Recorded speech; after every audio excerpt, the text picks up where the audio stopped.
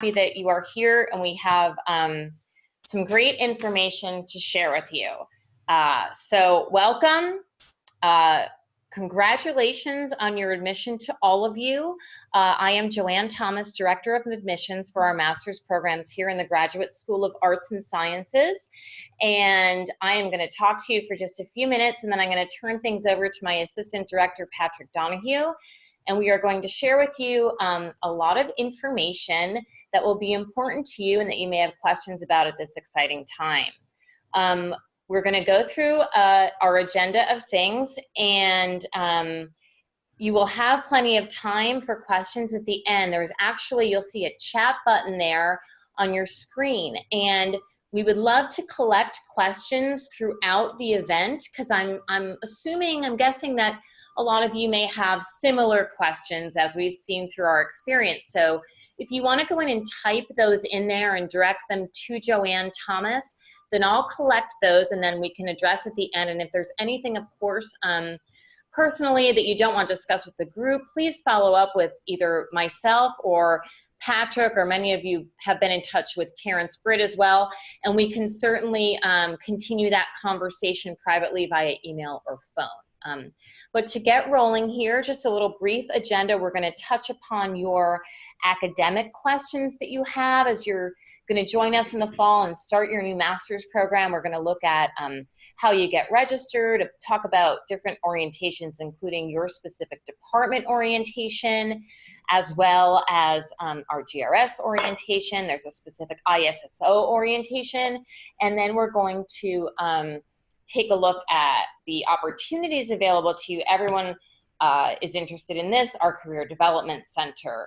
So you can be fully prepared and have a lot of access to great companies with a great resume when you graduate with your master's degree. We're gonna look at student life, important things like housing, how to find an apartment when you're here, and then a lot of like the student life and groups that you will actually also get a chance to meet at the GRS orientation. And then specific information for our international students. Many of you from all around the globe here joining us this morning. So we'll talk about any of your documents and processing and what you need to do with ISSO and their orientation when you actually get here. So hopefully this will all be super helpful to you. And again, if we don't address your question, you can feel free to type it into the chat box. And as you know, we are an AAU research institution, very data-driven, so I thought we could start just briefly with some numbers that might be of interest to you. You are probably well aware of your program, the excellent rankings that we have across the board with our programs in GRS, but this is one that really excited us recently. We were named one of the most innovative national universities in the U.S. News & World Report Best Colleges rankings. And only 36 schools were even selected to be in this particular category. So it's something we're very proud of, and you can count on, innovation and cutting edge preparation for your future careers. So it's super exciting. And then another great number for you to put in your pocket is that you will have more than 358,000 career connections through our alumni network when you graduate with your master's degree from BU. And we're talking globally, from local students who graduate and work locally here in all of the great companies in the Boston area to around the world, all the way to China. So that's exciting. And, you will be prepared and you will be connected, and it can help open a lot of career doors for you. So that's exciting. And then something else that you should be very proud of, this year we had a record number of applications, more than 4,500 for only 350 spots. So you can probably figure that out pretty quickly. That's about 8% of you that were admitted. So congratulations. You should be very, very proud of the hard work that you've done to get you into the program, and it should give you a lot of confidence that you're going to be successful while you are here. So I'm going to turn it over now to Patrick, who has a lot of great information to share with you, and I may be in touch with you, maybe chatting with you again here at the end with your questions. Okay, enjoy. Hello, everyone. I do just want to quickly add that we'll have a number of links throughout these slides they will be made available to you after the presentation. So you'll be able to access all that information even after. 整个学院不是计算机专业。On this slide here, we have a couple different students from our alumni base. On the student on the left, that's Nico Skyboski. He graduated in 2010 from our Master of Arts in Economics program. He now owns his own company over in Colorado called Redox. He started that with a friend, and it's a digital marketing company. So he's been able to do a lot of really great things after graduating. The student in the middle is Zifan Zhu. She graduated in 2017 from our Master of Arts in Economic Policy program. She was the first Lu Ling Z Scholar, which is a really prestigious award that we offer for international students. And she now currently works at Huawei Technologies as a consultant analyst. The student on the right is Shane Hennessy. He graduated in 2017 from our Remote Sensing and Geospatial Sciences program. And he now works for a company called Biogen, which is just outside of the Boston area. And he was able to find that through his connections in the program, through faculty, and the department was able to help him find this position, which he's now doing after graduation. So that's really great. We definitely want to see you guys hopefully up here. Maybe after you've graduated, we'll be able to add a few new faces to this slide, and we'll be able to sort of brag about your achievements after you've graduated from the program. I want to talk a little bit about academics. One of the key resources for all of our students is their academic advisor. Academic advisors meet with students once a semester to go over their coursework and also talk to them about their plan after graduation. They're a really key resource, and they have a lot of connections out in the real world, so they're really great for students to get to know one-on-one and help talk to them about their plans after they graduate and what they want to pursue. In terms of registration, which I'm sure you guys are all wondering about, for the fall semester, typically registration will occur at the department orientations. Those happen the week before classes begin in September. They'll be sending out more information throughout the summer, so have no worries. You'll definitely be able to get registered, and that's a process where you would meet with your academic advisor sort of later in August. Some other departments have them at different times. For the Master of Science and Computer Science students, they'll be having a couple sessions throughout the summer for students to register. They'll also be emailing you to give you some updates on that process and help you register throughout that process. So feel free to hold tight until they reach out and give you sort of the specifics for those sessions. As I was just mentioning, each of the departments has their own specific orientation. This is a really great opportunity to meet with both faculty who you'll be working with throughout your program, as well as current students that you can network with. Sometimes departmental orientations will also involve students who have graduated from the program. So it's a really great opportunity to get some networking under your belt and help make connections that will be useful not only throughout your program, but also after you have graduated. And all these orientations are required for students, so they will have to attend the departmental orientation. I want to talk a little bit about what we call experiential learning.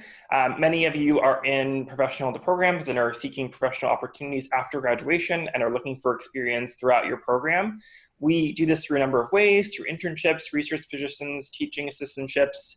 A lot of the really great connections through those come through departments, so through their career workshops and panels, which they offer throughout the year.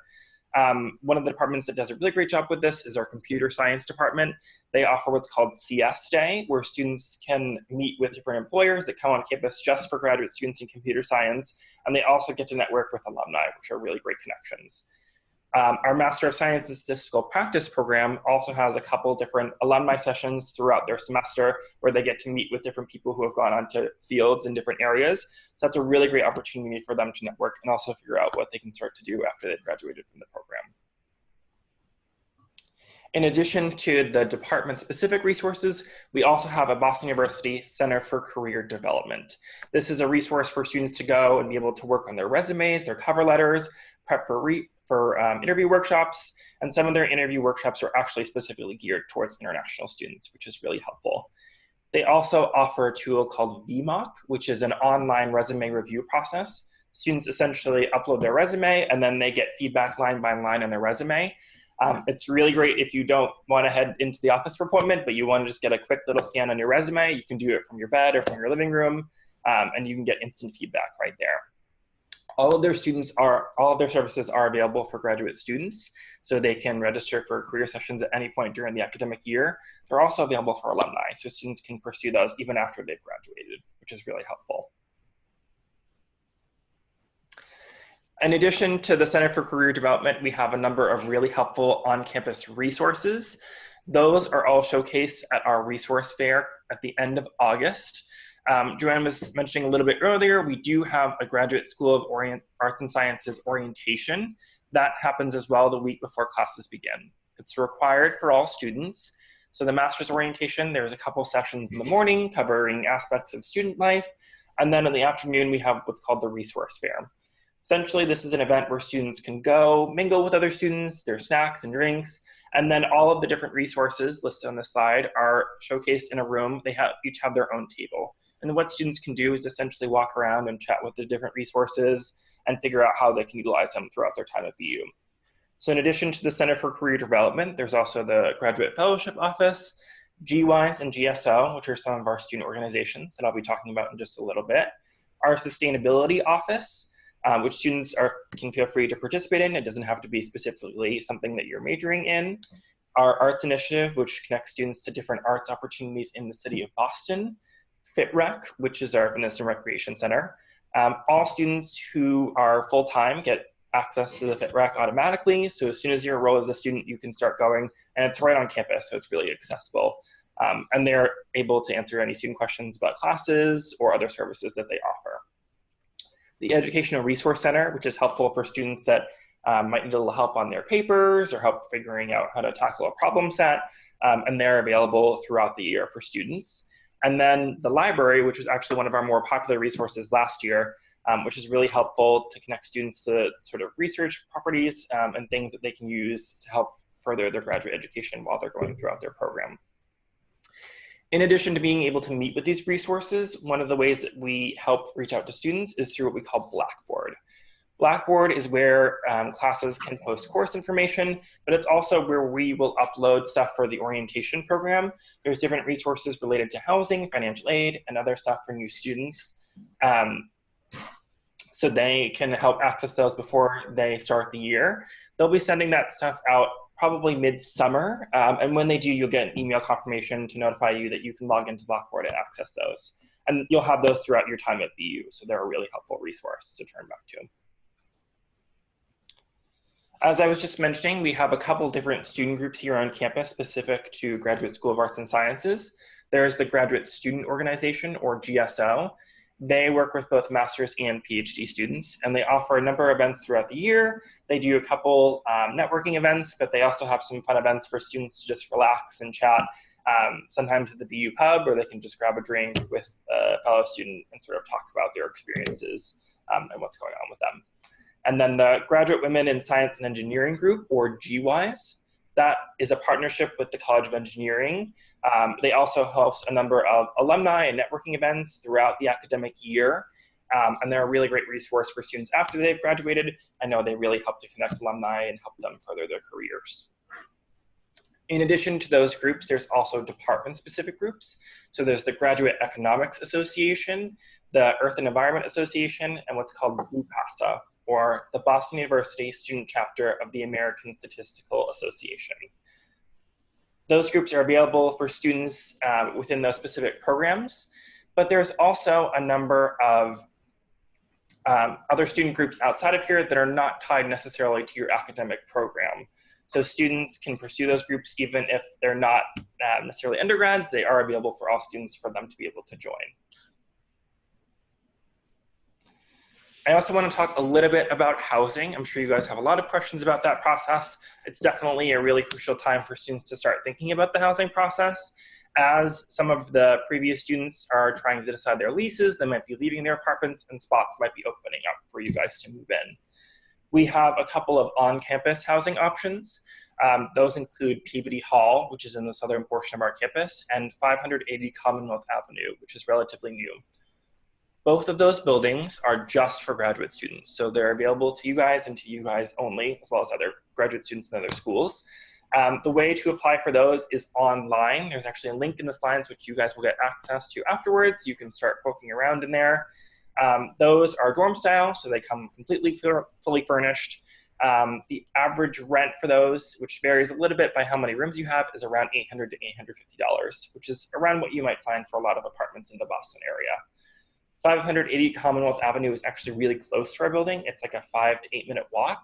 So it's really accessible for students if you want a close commute, and if you want to have a day where you can go to class and then stop back for lunch or sort of relax from there. So they're really convenient for students.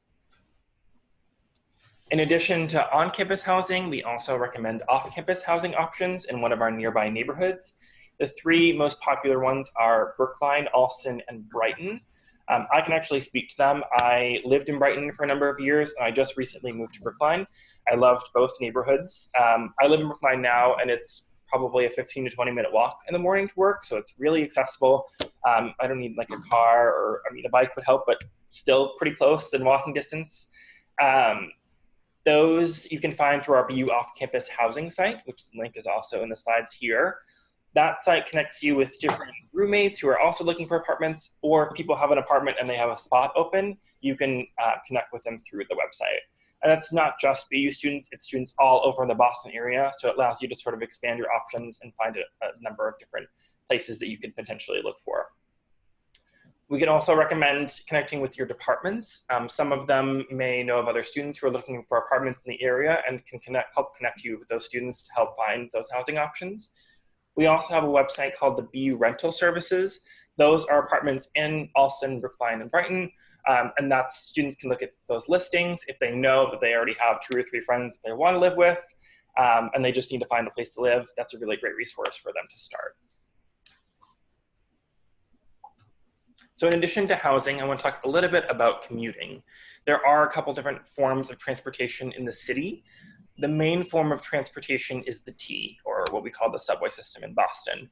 The T actually runs directly through the middle of our campus, one of its branches, so it's really accessible for our students. They can essentially hop on, pay with what's called the Charlie card, and then they can take the T to any sort of area of the city from there.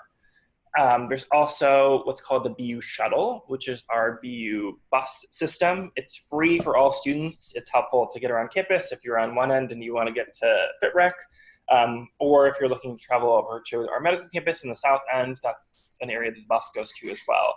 There is an app that you can download to track the bus, which you can start to download now if you want to add it onto your phone, and start to figure out your student schedule if you're trying to get ahead and get prepared. We do also offer discounted transportation passes. If you know that you're going to be hopping onto the T and you're going to be taking it pretty frequently, that's a really great option for you. You can get those passes through the student union at a discounted price. There's also, Boston has a number of buses that transport throughout there. When I lived in Brighton, I actually took the bus into work. It was like a 20 to 25 minute drive.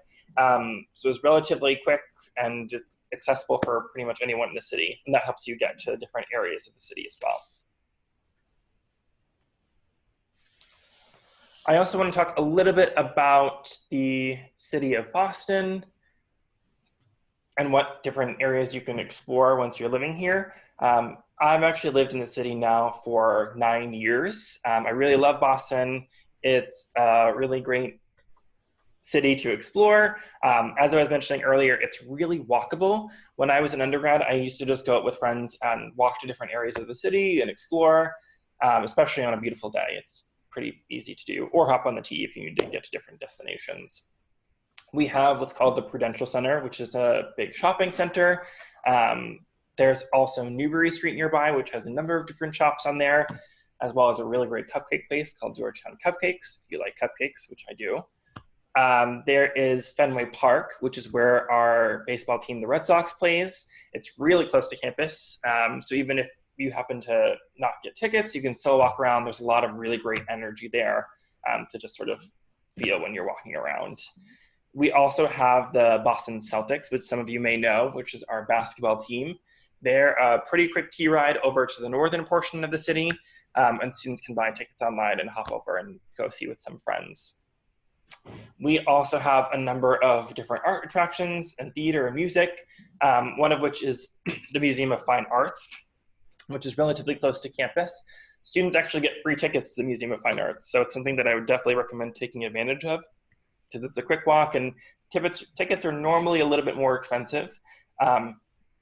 In addition to the Museum of Fine Arts, we also have free tickets to a number of different art areas within the city. So those are all accessible for students to grab at any point throughout the academic year. I want to transition a little bit to talking about on-campus employment. If you want to find a little bit of cash to pay for exploring the city or help with rent costs, we do offer a number of on-campus employment opportunities through your student link, and the link for the student link is actually in the slides. You could access that after. There's a number of postings there that you can submit your resume, and there's also a number of grading and teaching assistant positions that you can find within the department itself. So those are really accessible. Those are things you can actually email and inquire with your department, and they can sort of follow you up with. Typically, they would reach out later in the summertime once they start to figure out what their grading and teaching needs are, but those positions definitely exist. Those are really helpful, even though they may not be specifically within your field, to help build your resume and gain some really great professional skills. So they can tack on to something on your resume that you didn't have before. I also want to talk a little bit about sort of the international documentation process. I believe many of you have already submitted your documents, which is really great. That process is run through our International Students and Scholars Office, or ISSO. For that process, you would need to submit all your documents through the applicant gateway, accept the offer admission, and then once you've submitted to us, we'll start processing it. And I'm actually the person that processes all of those. So if you have any questions, definitely feel free to reach out to me as well. Once we get those documents over to ISSO, they start to review them, and then they'll process what's called the I-20, which is essentially your document for receiving your visa. Once that I-20 has been prepared and created, they send them over to our office, and we send them out via FedEx through Express Mail. So we send that out, and it's about 3 or 5 business days to reach you. And within that packet is not just the I-20, but it's also a number of instructions for helping to get your visa. So they lay out the process. There's also a website on that we have listed here where you can help to look up some of the steps for receiving the visa and processing that. If you happen to be asked for any other documentation, for resumes of faculty or lists of coursework, those do happen from time to time. So feel free to reach out to us, and we can help coordinate to get those documents to you to help get that visa processed. ISSO is also a really great resource for students. When they first arrive on campus, international students have to check in with them. They meet with them on a semester basis to inquire about their immigration status. They're also really helpful for pointing them to different resources for international students. They coordinate that interview prep workshop with the Center for Career Development. So they're really connected with the community and with their international students. Each student is assigned an ISSO advisor that's specific for them, and they get to meet with them and sort of explain their specific immigration experience, and they can help work them through the process as they move through their program. There is also the ISSO orientation in addition to our individual one. All students are required to attend that. Typically, it's the Monday right before classes start, and they'll go to there and they'll learn a little bit more about immigration in the US and what they'll need to do as a student. I also want to talk a little bit about CPT and OPT, which you may be familiar about. CPT stands for Curricular Practicum Training. That is a component for students to do while they're in the academic program. So for students who are here for fall and spring, and then they want to do an internship for the summer before they graduate from the program, that will be considered CPT. They can coordinate that process. There's a number of students who pursue CPT, and they can do that through both ISSO as well as with their department. The other piece is what's called OPT, or Optional Practical Training. That's something that students complete after graduation. For all of our STEM programs, and I believe many of you are STEM program students, that allows you to extend OPT after you're graduating, and that allows you to pursue internship and job opportunities and help pursue that after you're graduated. That process is also coordinated with ISSO. So even though you may have graduated and you're still working with them, you can still check in with ISSO to make sure that you're maintaining your immigration status and that you're meeting all the requirements to stay within the US.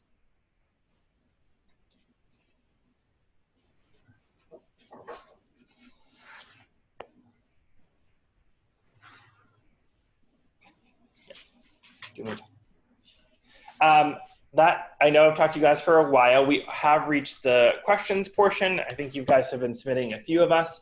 I actually have one question that looks like it's come up about vaccinations.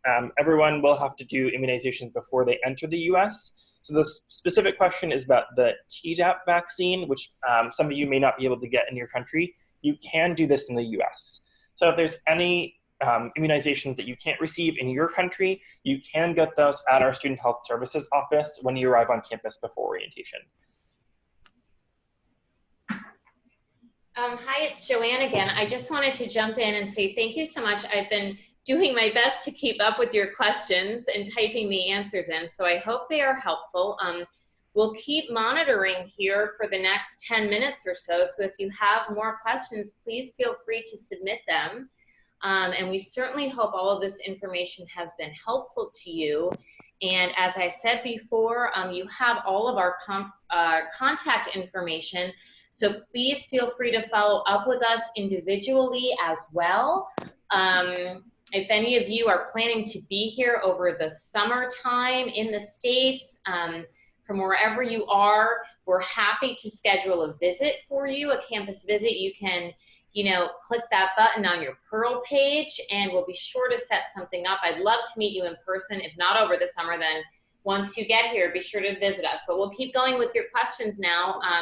I'm answering as quickly as I can.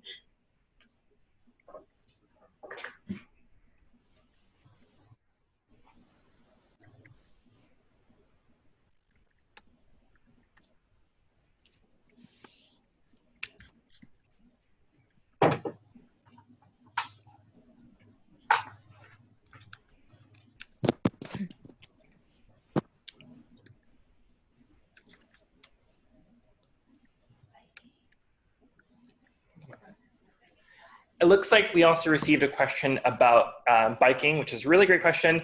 There are a number of different resources available for students. Most of the on-campus dorms and some of the academic buildings have specific spaces for students to be able to lock up their bikes. A lot of apartments will allow students to host their bikes there. We also have what's called the Hubway. So if you don't want to necessarily bring your bike onto campus, so the way that works is that they are set up in different spots of the city, and you essentially have a Hubway, either the app or a card, and you can take out a bike for an hour or 2 hours, and then you can drop it off at any other location in the city. So if you know that you want to be riding a bike pretty frequently, but you don't want to bring yours around, or you don't want to have to host it, that's a really great way for students to do that as well.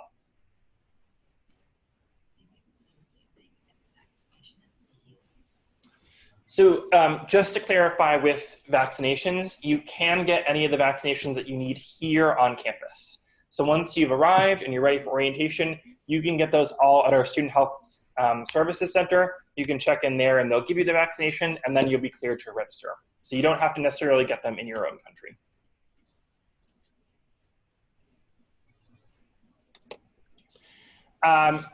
I believe there was also a question about the start of the semester and the visa process. The semester starts September 3rd, 2019. Some departments will allow a little bit of time for students to arrive if they're waiting on the visa process. For the majority of you, the visas should be arriving on time. Many of you have already gotten your documents in, and you should have absolutely no problem in getting here. Typically, that's only the case if students submit their visa documents later in the summer, but since many of you have already processed them and we send out the I-20s, you absolutely should be fine in the process. It should take about a month or two to process the visa, and then you should be ready for the semester.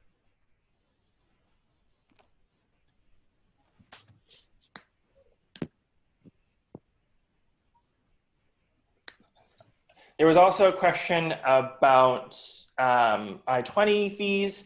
Those you can pay, I believe, online, which those instructions will also be sent to you with your I-20. In terms of any address information, the address will be the location of ISSO. I'm happy to send that information out to you guys as well, but I believe that they have a link on their website, or they'll have it within the sheet that they send out to you guys from the I-20 packet. Okay, so someone asked, if I want to find a job after graduation, when should I start to prepare for it? Well, I would say that is an excellent question, and that's the reason that you're coming here to BU to get your master's degree, right? So you will be preparing for it.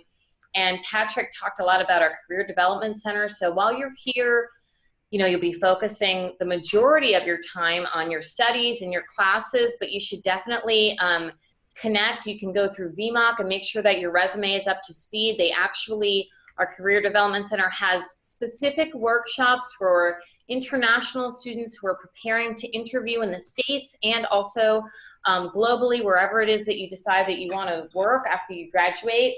So that's the best way to prepare for it, to do really well in your classes, take advantage of every opportunity that you have to join groups, to collaborate with your peers, to research with your professors, whatever it is that you can do that will focus your specific interests and help you to be qualified. And don't forget that, when you graduate from school, you're starting your experience. So you're not expected to have, you're expected to have your master's degree, not to have had 10 years of work experience when you graduate. So you are here to prepare, and you'll be very well prepared with the very relevant studies that you're going to get in your programs here. So great question. If you want to apply for the on-campus dorm, there is a form on the BU Real Estate website. And don't forget, we will email all of these slides to each of you. And when we email them, you'll be able to click on the URLs and go through that. So you can apply for that dorm through there.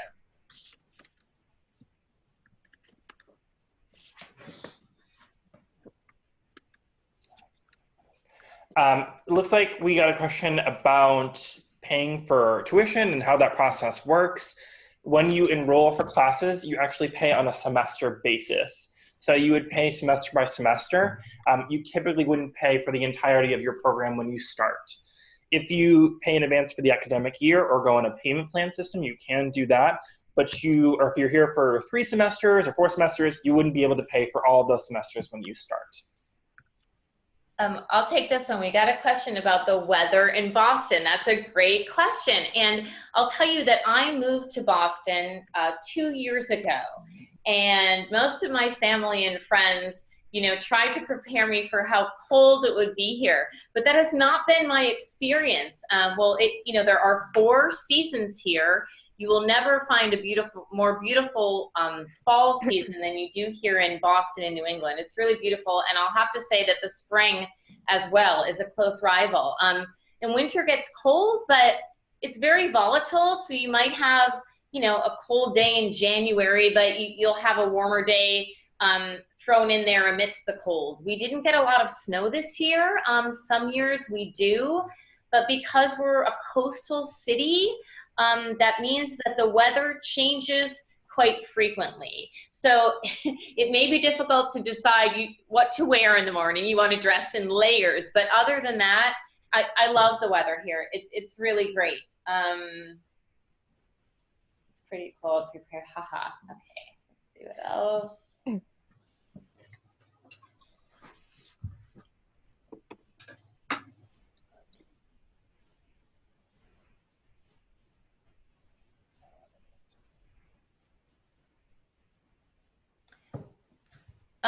Someone asked about research groups for master's students, and it depends upon the program. So a lot of our programs do have opportunities for our master's students to participate in research, and that may mean either researching, helping out with the faculty member specifically, or it may mean, depending on your program, your course may require you to be doing a certain amount of research. So that is definitely an opportunity. I know our biology students, it depends on what you mean by research as well. So our students, I know there are some here from statistics, from statistical practice.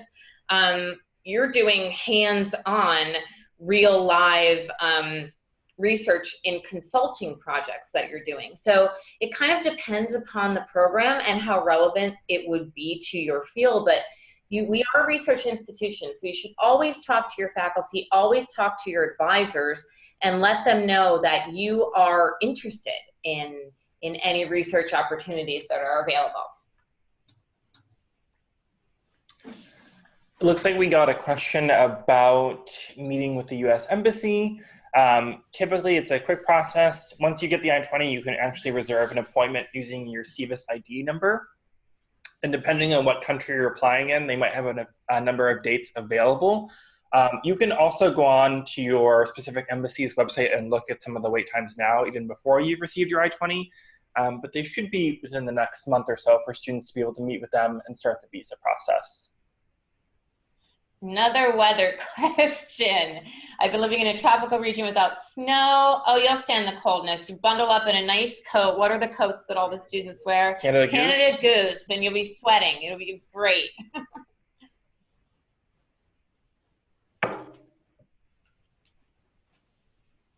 Dangerous. Okay, I would have to say, I mean, I lived in New York City for 10 years before I moved here to Boston, and I have to say that Boston is a very safe area to live. If you have, you know, if you're looking at an apartment or something, I mean, typically as a graduate student, you're gonna find roommates to share a place with, because this is an urban area, and that's usually the best option financially for you to balance all of your, you know, your student payments and your rent payments, etc. So I would advise you to live with roommates. And then if there's any specific area, I mean, I can't think of anything that's unsafe locally here. We're in a great neighborhood. We have our own Boston University Police Department, very safe. Like I said, not like in New York City or something else where you would be, or Los Angeles, you'd be concerned about certain neighborhoods. But if you do have questions on a specific neighborhood, we all live here, so feel free to reach out to us, and we'll be certainly happy to say, you know, we'll know probably the exact street that you're talking about, so feel free. Yes, heaters and coats. Tuition is the same tuition for full-time between 12 to 18 credits, so there was a question about that. We send your I-20s to you, I'm happy to say, through FedEx, and you'll get a tracking number, so you can track those, and we get them to you very quickly that way. So that should not be a concern. It's typically about 3 business days for it to arrive once it's sent through FedEx. And we also email out a tracking number so you can see the package as it's moving to your location. Great, and Karen Rohde is usually in contact with incoming students frequently with that information. She's going to reach out to you and have all of you sign up for an appointment to meet your advisor. This is going to happen. Don't forget, we're graduating our students right now. So once we get through all of that, that's kind of when we in GRS and the departments all start focusing on our planning for when you'll be joining us. So we'll be looking at planning our spaces for orientation and setting up those groups and sending out emails. So if you could just hold tight for about a couple of weeks, you'll start receiving information.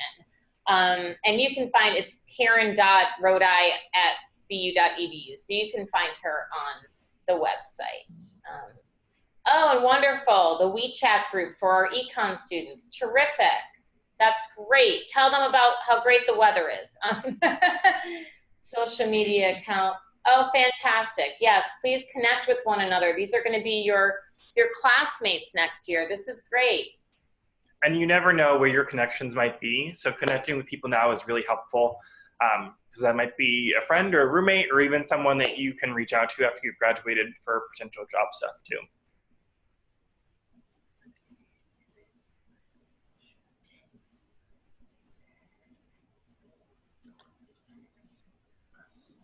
Oh, I believe we do have energy and environment students here. There is a strong group presence for computer science students. Christian Cole can help you with that.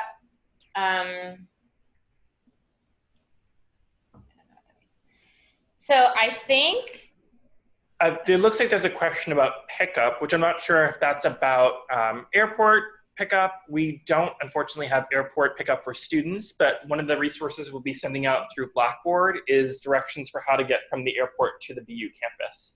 It's really quick. The airport's pretty close. It's not like other cities where you would have to commute a certain distance. You can do it either through public transportation, or Uber or Lyft are really great options. The T is a really easy trip from the airport, though. Honestly, it's not bad. If you have a lot of stuff carrying with you, then you may want to do an Uber, which isn't bad either. You know, and maybe you can share with somebody else who's coming in at the same time with you. So that could be helpful. Yes. The math test for economics happens during their orientation, right before classes begin. So that should be around the end of August, beginning of September. So great. So we are going to wrap things up now. If you have further questions, please feel free to follow up with us, as I mentioned. And I I want to let you know that we're going to plan another one of these sessions probably in about 4 weeks, so early in June. So if friends of yours weren't able to sign up for this session because we did fill up very quickly, please let them know that we'll be sending out information soon with another session. And yeah, please, the answers that you already received, please share with your friends on your social media, on WeChat. We hope this has been very helpful to you. And we really are so happy that you're joining us here at BU. This is going to be an amazing class this year. So welcome to everyone, and we can't wait to see you in the fall.